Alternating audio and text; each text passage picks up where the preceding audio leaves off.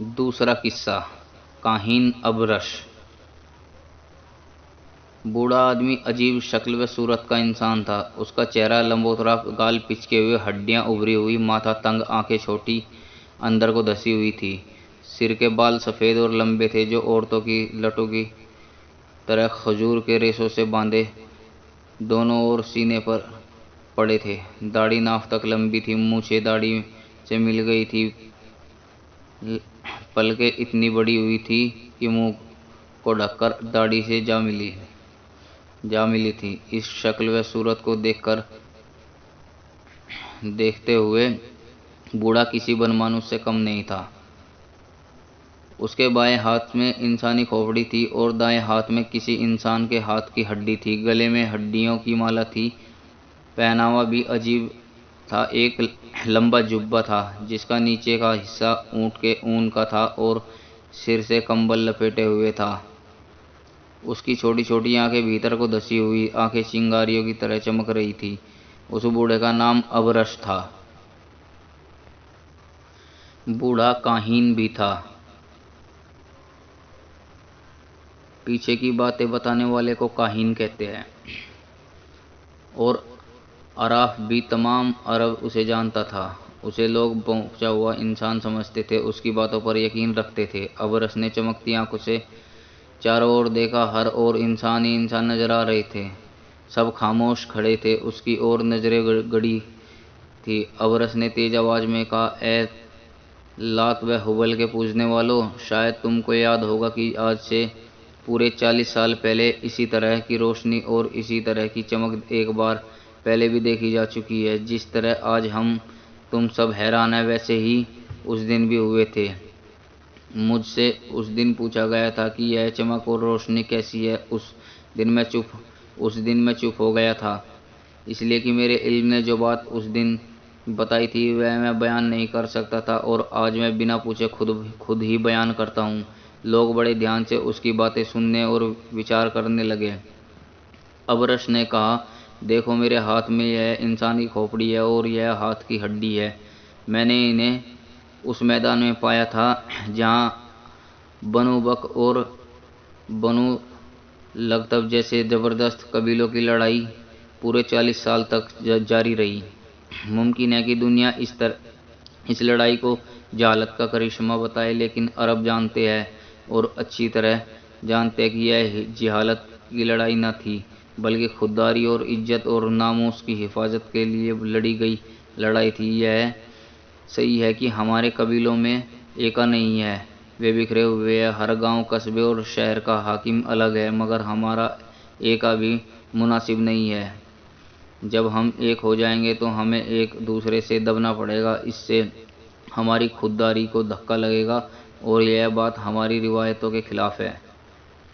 ابرش تقریر کر رہا تھا اور لوگ بڑے غور سے سن رہے تھے۔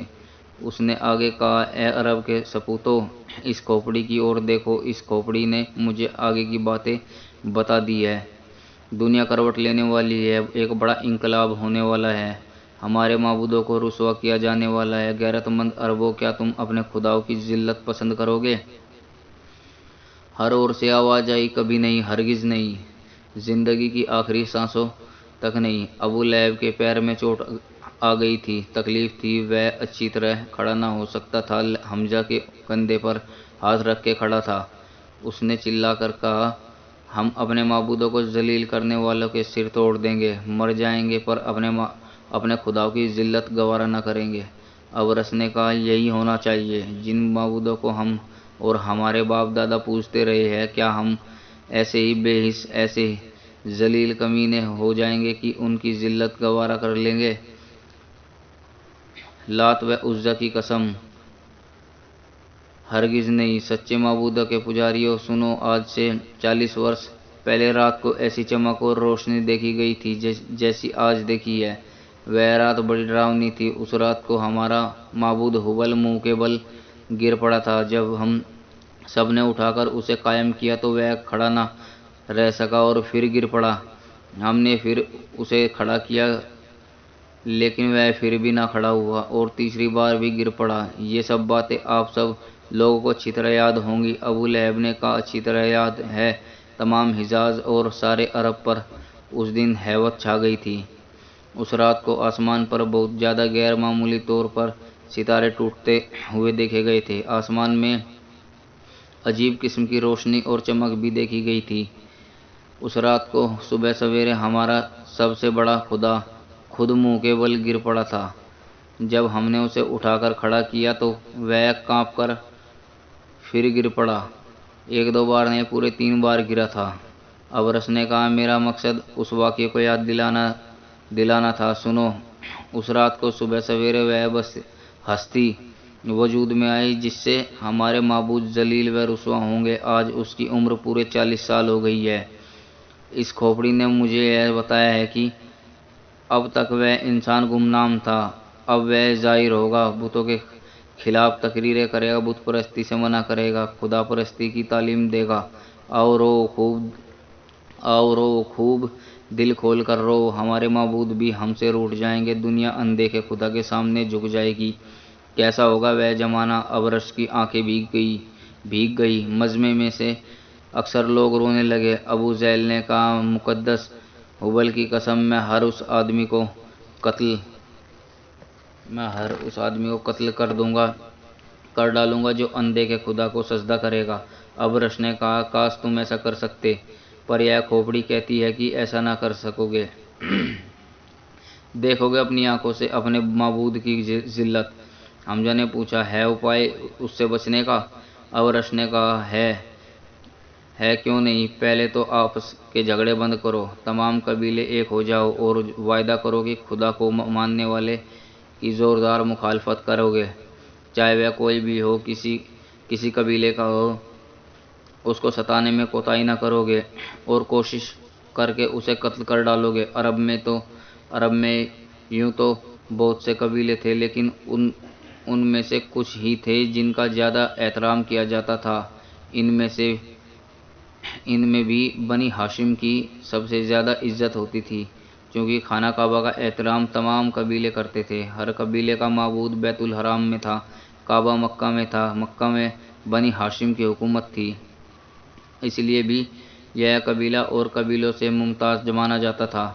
ابرص کو یہ خیال ہوا تھا کہ ان کے معبودوں کو ذلیل کرنے والا اگر بنی ہاشم میں سے ہوا تو بنی ہاشم کے دبدبے اور رعب کی وجہ سے کوئی اس طرف دیکھ نہ سکے گا، اس لیے اس نے یہ چال چلی کہ بیت الحرام میں سب سے اقرار لینا چاہا۔ عربوں کی ایک خاص بات یہ بھی تھی کہ جو عہد و اقرار وہ کر لیتے تھے اس سے پیچھے نہ ہٹتے تھے، چاہے اس میں کتنا ہی مالی اور جانی نقصان کیوں نہ ہو۔ تمام عربوں نے جھک کر اپنے معبودوں کا نام لے کر عہد و اقرار کیا کہ وہ اپنے معبودوں کو برا کہنے والوں کو قتل کیے بنا نہ چھوڑیں گے، چاہے ان کا تعلق کسی قبیلے سے ہو۔ سب کے بعد میں ابو لہب نے کہا، کاہن، تم شاید قبیلہ بنی ہاشم کی اور اشارہ کر رہے ہو۔ میں وعدہ کرتا ہوں کہ اگر ایسا ہمارے قبیلے میں ہوگا تو سب سے پہلے میری تلوار اس کے سر پر چمکے گی۔ پھر ابرص نے بتایا، میرا خیال نہیں بلکہ مجھے کھوپڑی بتا رہی ہے کہ معبودوں کو باطل قرار دینے والا بنی ہاشم میں سے ہوگا۔ دیکھو، اس کا نام بھی کھوپڑی میں لکھا ہوا ہے۔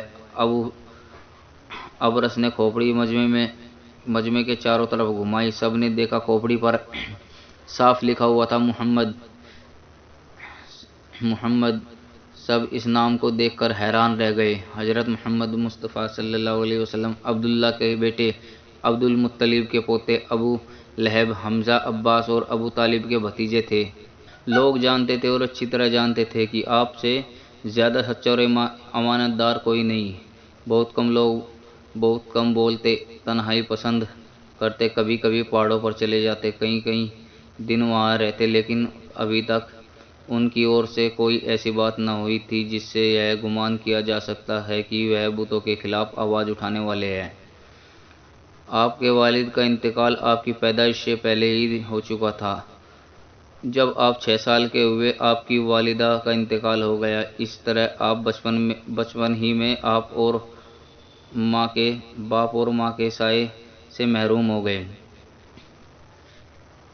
ماں باپ کی وفات کے بعد آپ دادا کی نگرانی میں رہے۔ جب 8 برس 2 ماہ 10 دن کے ہوئے تو آپ کے دادا عبد المطلب بھی اس دنیا سے رخصت ہو گئے۔ اب آپ کے چچا ابو طالب آپ کے ولی ہوئے۔ آپ ان کے پاس رہ کر 40 سال کی عمر کو پہنچے۔ یوں تو پورا عرب آپ کے اچھے اخلاق اور برتاؤ کی وجہ سے آپ کو مانتا تھا، لیکن سب سے زیادہ ابو طالب آپ کو مانتے تھے۔ ابو طالب نے کہا، ابرش، کیا تم پیارے بھتیجے پر الزام لگا کر کوئی فتنہ کھڑا کرنا چاہتے ہو؟ ہرگز ایسا نہ کرو، میں اسے برداشت نہیں کر سکتا۔ ابرس نے کہا، حضور، میں مقدس حبل کی قسم کھا کر کہتا ہوں کہ میں اپنی اور سے نہ کچھ کہہ رہا ہوں نہ کر رہا ہوں۔ میرا علم اس کھوپڑی کے ذریعے سے جو مجھے بتا رہا ہے وہی کہہ رہا ہوں۔ ابو طالب نے جوش میں آ کر کہا، تم جھوٹے ہو، تم کو ہمارے خاندان سے کوئی دشمنی ہے۔ اس دشمنی کی غیبدانی کے پردے میں نکال رہے ہو۔ ابرس نے نرمی کے ساتھ کہا، اے مکہ کے سردار، میری یہ ہمت نہیں کہ حضور کے خاندان پر کوئی الزام لگاؤں۔ حضور کے خاندان کا پلا ہوا ہوں، نمک کھا رہا ہوں، میرے دل و دماغ میں دشمنی کا خیال تک نہیں آ سکتا۔ ذرا صبر کیجیے اور دیکھیے کھوپڑی کیا کہتی ہے۔ ابو طالب خاموش ہو گئے۔ ابرس نے کھوپڑی گھمانی شروع کی، اتنی گھمائی کہ وہ گول دائرہ اور پھر گول دائرے میں صرف ایک بندی بن کر رہ گئی۔ ابرس نے کہا، دیکھیے کھوپڑی ایک بندی بن کر رہ گئی ہے، پر دیکھیے اور دھیان سے دیکھیے، یہ بندی خدا کو ذلیل کرنے والے کا نام بن کر چمکے گی۔ سب نے بندی کو دھیان سے دیکھا۔ بندی پھیلنے لگی، پھیلتے پھیلتے نام بنی اور نہایت آب و تاب سے چمکنے لگی۔ سب نے دیکھا، دھیان سے دیکھا، حیرت سے دیکھا، صاف اور موٹے حرفوں میں محمد لکھا ہوا تھا۔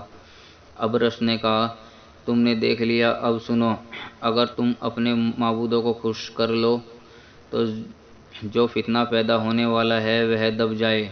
ابو لہب نے پوچھا، معبودوں کو خوش کرنے کا طریقہ کون سا ہے؟ ابرس نے کہا، یہ کھوپڑی جواب دے گی۔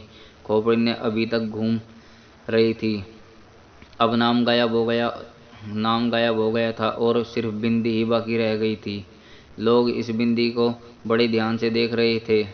بندی پھر پھیلنی شروع ہوئی اور دیکھتے دیکھتے لفظ بن گئی۔ سب نے بڑا چمکدار لفظوں میں لکھا تھا، قربانی۔ سب ڈرے ہوئے اور سہمے ہوئے تھے۔ ابرس نے کہا، تمہارے معبود قربانی چاہتے ہیں، قربانی دے کر آنے والے فتنے سے اپنے کو بچا لو۔ عمر ابرش کے سامنے کھڑے تھے۔ انہوں نے کہا کہ کس چیز کی قربانی دیں ہم؟ ابرس نے کہا، اس کا جواب بھی کھوپڑی دے گی۔ لوگوں کی نگاہیں پھر کھوپڑی کی طرف اٹھ گئی۔ انہوں نے دیکھا کہ قربانی کا لفظ سمٹ کر پھر بندی بن گیا ہے۔ کھوپڑی برابر گھوم رہی تھی اور وہ صرف بندی معلوم ہو رہی تھی۔ بندی پھر بڑھنے لگی اور بڑھ کر دور تک پھیل گئی۔ لوگ اب بھی ڈرے ہوئے اور سہمے ہوئے تھے۔ یکایک موٹے لفظوں میں لکھا ہوا نظر آیا، ایک 10 سال کی خوبصورت لڑکی۔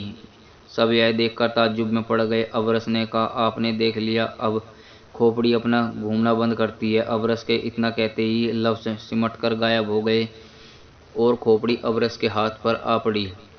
ابرس نے کھوپڑی کو بوسہ دیا اور عام لوگوں کو خطاب کر کے کہا، میرے علم نے مجھے یہ بتایا ہے کہ وہ آدمی اپنی لڑکی کو قربان کرے جو پہلے اپنی 9 لڑکیوں کو زندہ گاڑ چکا ہو۔ عربوں میں لڑکیوں کو زندہ گاڑ دینے کی رسم عام تھی۔ سنگ دل اور بے درد باپ اپنی معصوم بچیوں کو زندہ گاڑ دیتے تھے اور اس پر بڑا گھمنڈ کرتے تھے۔ اکثر لڑکیاں تو پیدا ہوتے ہی قتل کر ڈالی جاتی یا زندہ دفن کر دی جاتی، پر کبھی کبھی ایسا بھی ہوتا کہ جب لڑکی بڑی ہو جاتی، میٹھی میٹھی باتیں کرنے لگتی تو بے درد باپ پہلے گڑھا کھود آتا اور پھر لڑکی کو اچھے کپڑے اور زیور پہنا کر بستی سے باہر لے جاتا، اس کو گڑھے کے کنارے پر کھڑا کر کے دھکا دے دیتا۔ لڑکی چیختی چلاتی خوشامدیں کرتی، پر ظالم باپ اس کی آواز پر تنک بھی دھیان نہ دیتا، بلکہ اوپر سے ڈھیلے مار مار کر مٹی ڈال دیتا اور اس طرح اپنے کلیجے کو زندہ گاڑ دیتا اور واپس لوٹ آتا اور اس سنگ دل رسم پر بڑا گھمنڈ کرتا۔ ابرس کی بات سن کر ایک ادھیڑ عمر کا آدمی بولا، آج میں پورے فخر سے کہتا ہوں کہ میں اپنی 9 لڑکیوں کو زندہ گاڑ چکا ہوں۔ خوش قسمتی سے میری 10ویں لڑکی موجود ہے۔ اس کی عمر پرسوں 10 برس کی ہو جائے گی، تب اسے دفن کر دوں گا۔ کیا وہ لڑکی قربانی کے لیے مناسب ہے؟ ابرص نے اس بدو کو دیکھ کر کہا، قیس تم واقعی خوش قسمت ہو کہ اپنی 10 سال کی بیٹی کو زندہ دفن کر کے اپنے معبود کو خوش کر لو گے، اور تمہارے اس کارنامے پر دنیا رشک کرے گی۔ قیس بن عاصم کا بنی تمیم قبیلے سے تعلق تھا۔ وہ بڑا سنگ دل تھا۔ اپنی 9 لڑکیوں کو زندہ گاڑ دینے کے باوجود وہ 10ویں لڑکی کو زندہ گاڑ دینے پر تیار ہو گیا۔ اس نے سینہ پھلا کر کہا، پرسوں میں اپنی لڑکی کو گاڑ دوں گا، بستی کے باہر لوگ جمع ہو جائے، اس قربانی کے بعد کوئی ڈر باقی نہ رہے گا۔ یہ سن کر لوگوں کو تسلی ہوئی۔